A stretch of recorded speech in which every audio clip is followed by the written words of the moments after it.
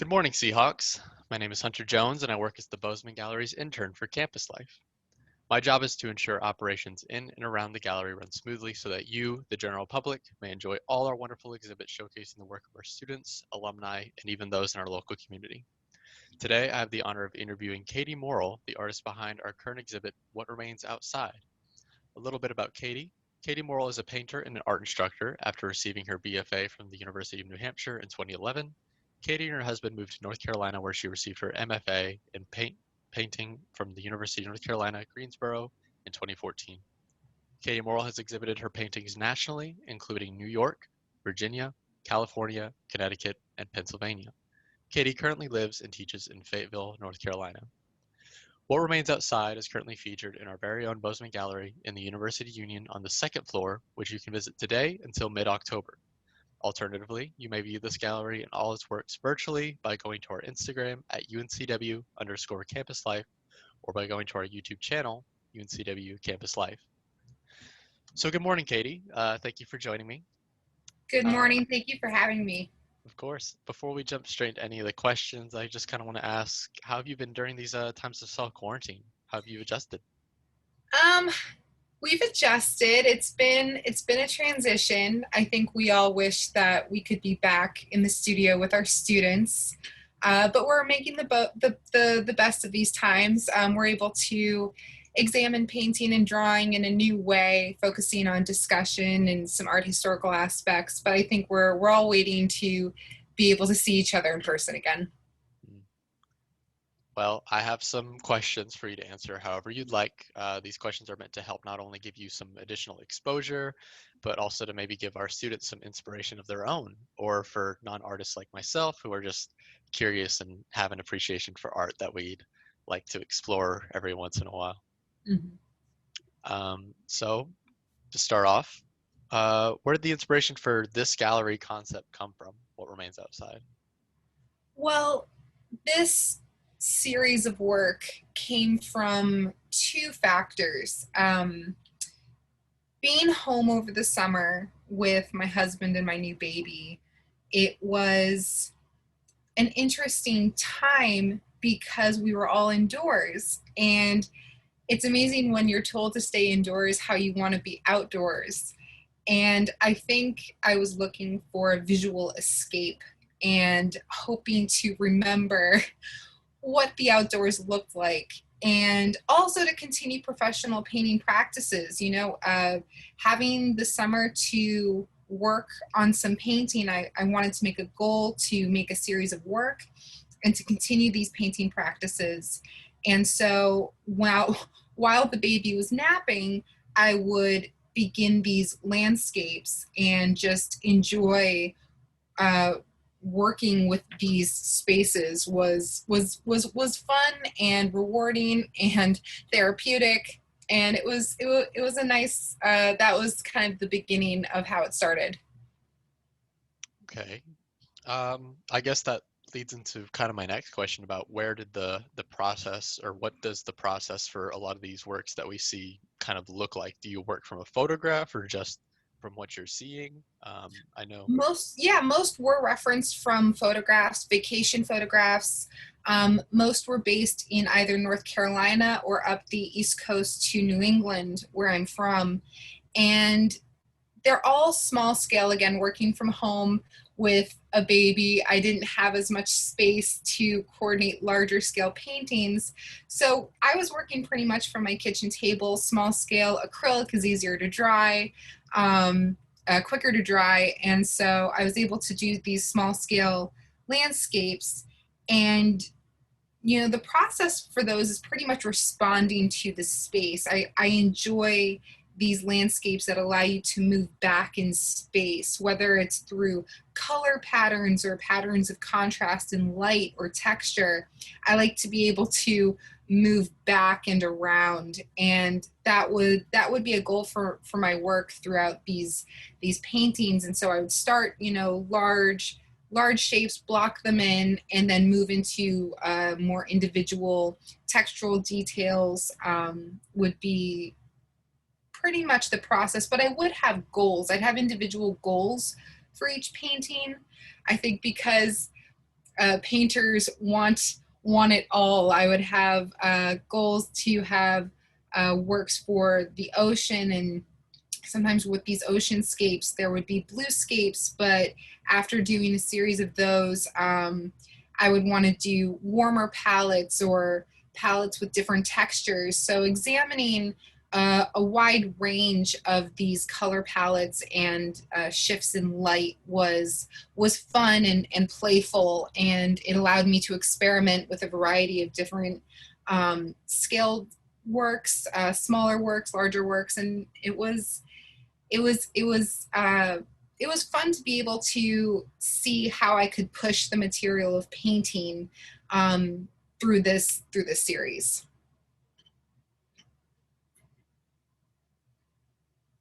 And so that also kind of goes into kind of you've used a variety of mediums with a lot of these pieces. Mhm. Was that more just a matter of preference, or was that just to kind of capture this goal you were pursuing?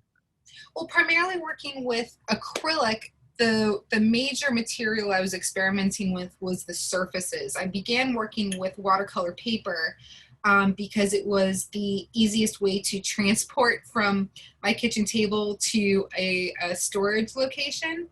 But after working on paper, I was able to actually work with some wood panels, which I hadn't actually worked on before, and that was fun experimenting with those different surfaces, seeing how I can manipulate the paint, how my brush interacts with these surfaces. And towards the end of the series, I actually started working larger and stretched canvas, and the give of the stretched canvas allowed for me to work in a different way that I hadn't been able to with watercolor or the wood panel. And so it was fun to be able to see how doing so many skyscapes would actually be a different process for each surface, which was interesting, being able to test the limits of both the material and the surface. Hmm. So you mentioned going off photographs.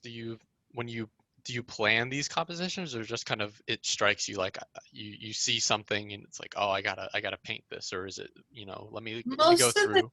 Yeah, most of the time I would look through my and my sister's old vacation photographs, and sometimes I would have an idea of what I wanted, and there would be an image that would satisfy that goal. Sometimes the image would surprise me, and I'd say, oh, I haven't really explored working with this particular space this way.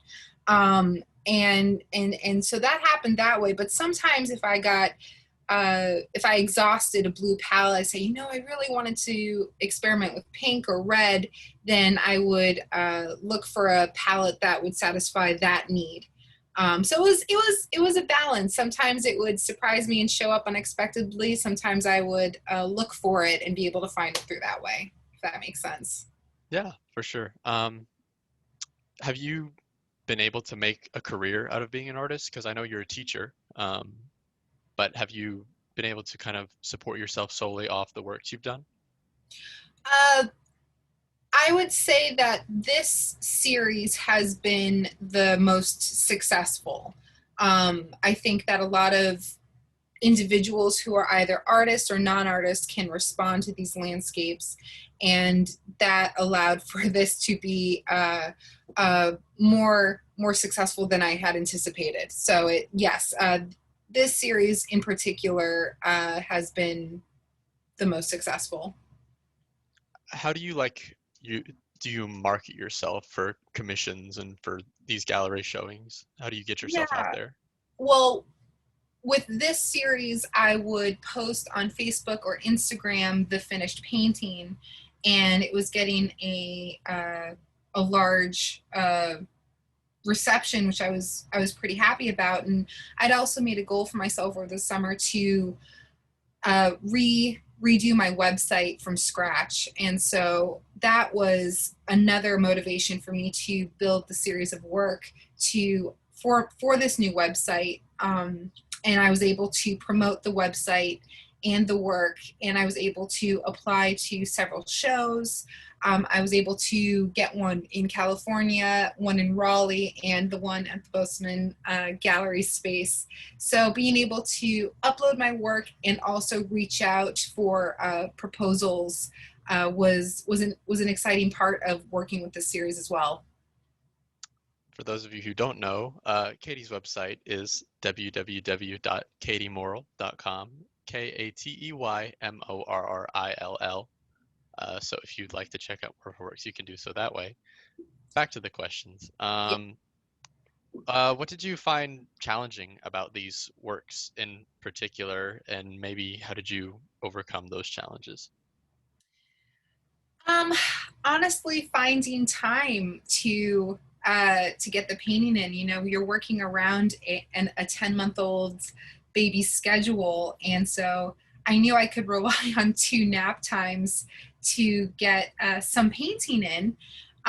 But you know, when you're 10 months old, sometimes that nap is 30 minutes, sometimes it's an hour and 20. So trying to get as much done in that time really makes you focus, and also being able to recognize that I'm going to have to move away from this painting. There were times where the baby would wake up and I'd be like, oh man, I just need 15 more minutes. And fortunately, my husband would step in, which would be great. But there'd be times I'd be pulled away and I knew I would have to make time throughout the day, just tiny little moments to keep resolving certain areas. Most of the time it was done at night as well. You know, a lot of this painting was done at night when I knew there would be no interruptions. But I would have to say just making the time to work was the biggest challenge, but also the biggest reward, because it was a nice reminder to know that even when you only have 20 minutes, you can make something.